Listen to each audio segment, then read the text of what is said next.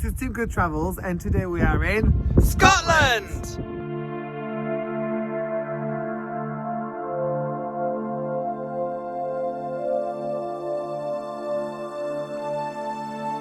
Having travelled up to John O'Groats along the eastern side of Scotland, we now head south, passing through the stunning Western Highlands before visiting some of the country's most famous sites.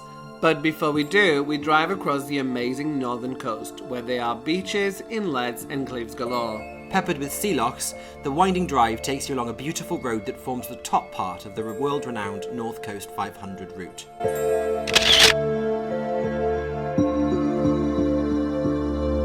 This is the Smoo Cave, named after a man named Smoo. I've made that up. Obviously.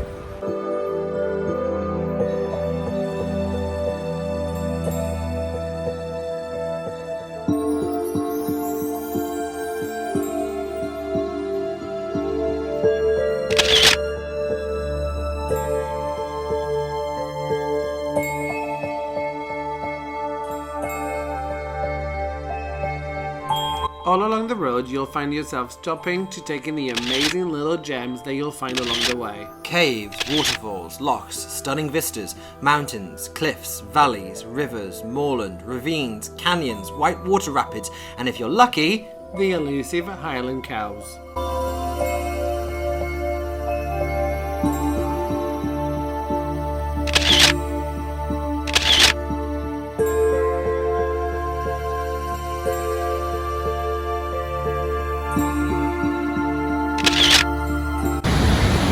The gorge is so deep, and this bridge It's ice! but it's so far down.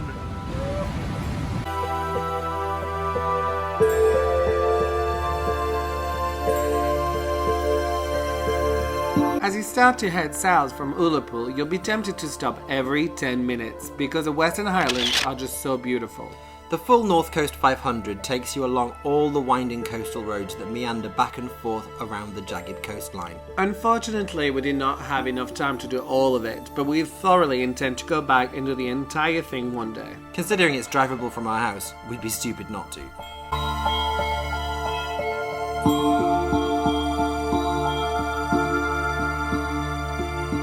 Eventually, we arrive at what is probably Scotland's most famous monument. Eilean Donan Castle is situated on a tiny tidal island at the junction of three sea lochs. Though a castle has been present there since the 13th century, the current structure is actually an early 20th century reconstruction of the fortress, which had been destroyed during the Jacobite Rebellion of 1719. The interiors are beautifully Scottish, with a combination of vaulted ceilings, roaring hearth, and tartan absolutely everywhere. They strictly prohibit photography inside, but Jérémy has never been one to play by the rules. Well, at least not when they tell me I cannot take photos.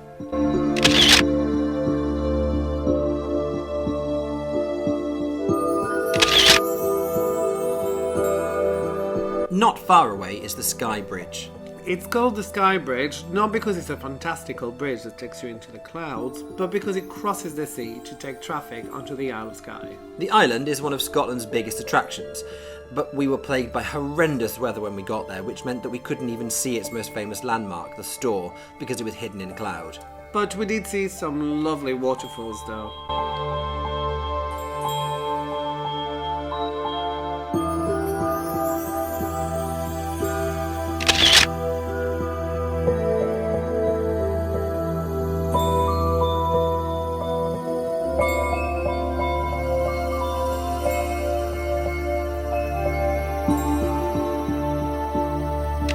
Further south, we stayed overnight in Fort William, which is the spot intrepid climbers stay before trying to conquer the UK's highest mountain, Ben Nevis. Which is hidden beyond that cloud. Jérémy, who is your favourite Ben? Is it me or is it Ben Nevis? Ben Nevis? Even though you can't see Ben Nevis. I still can see you. Bye then!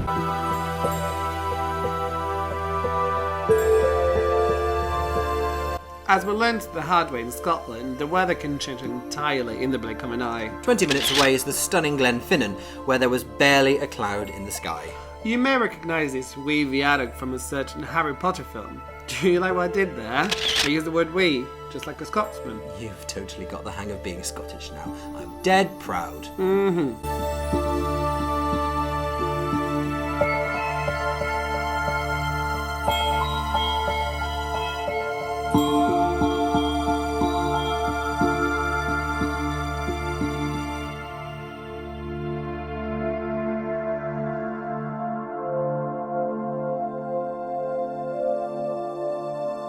Next, it's time to head south to the outstandingly beautiful Glencoe.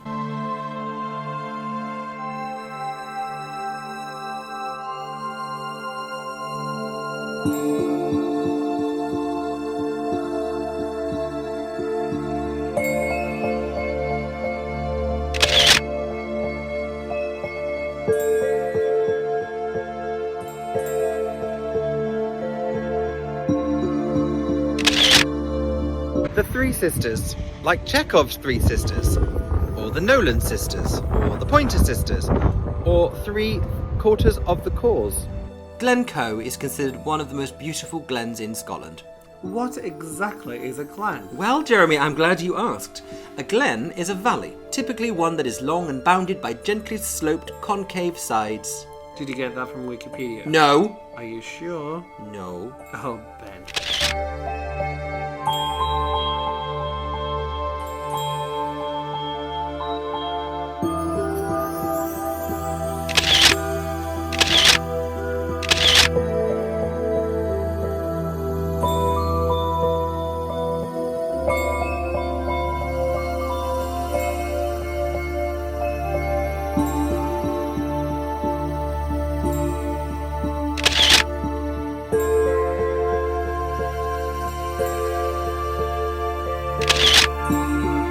St Conan's Kirk is a bit of an unusual find. It was built in the late 19th century by a local baron who wanted to take all the historic styles of building churches and smush them all together. The outcome is kind of weird, but also kind of cool.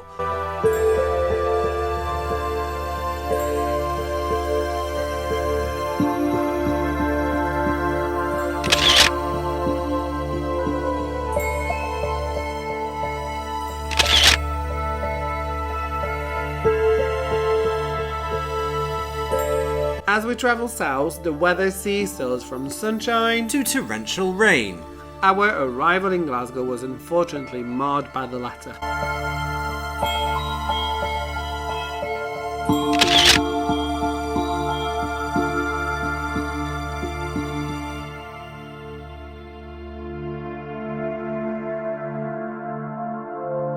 We took a walk around the city as best we could in the driving rain. It was like Noah's flood. Or like Hard Rain, you know, that terrible movie with Christian Slater in it. Never heard of it. My analogy still stands. And we were so wet. Oh, and that traffic cone on the Duke of Wellington's head is there deliberately, by the way. Apparently it's become a thing in Glasgow, where if the cone ever gets removed, someone replaces it immediately. And now the image is on postcards and fridge magnets and everything. How's Glasgow? Wet. Very wet.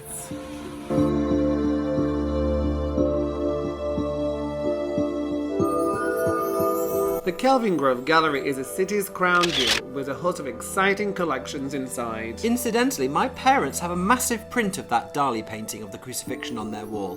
Do you feel proud to have seen the original version? Absolutely. And it felt even better to be out of the rain.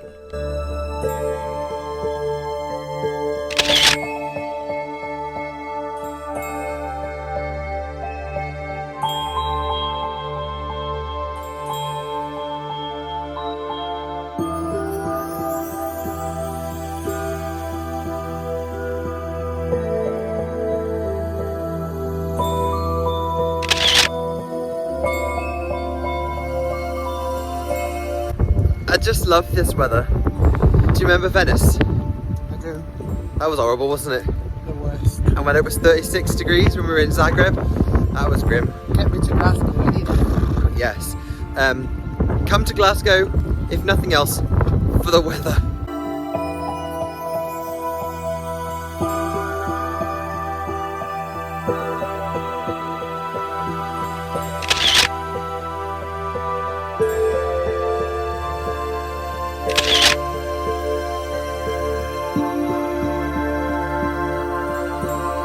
Of course, the moment we left the city, the sun came out. But of course started to rain as soon as we stopped the car. So what have we learned since being in Scotland, Jeremy? The weather in Scotland always changes. So don't be too sad, because the sun will always come out again. Or there'll be a snowstorm in the middle of your barbecue.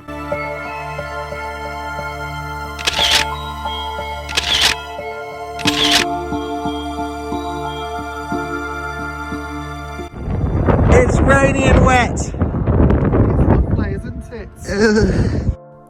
There are hundreds of castles all over Scotland, which are a beautiful part of the country's rich heritage. With mountains, lochs, islands and glens, I defy anyone not to fall in love with this country. And we could barely believe that all this was within driving distance of our house. Make the trip, make the effort and head north.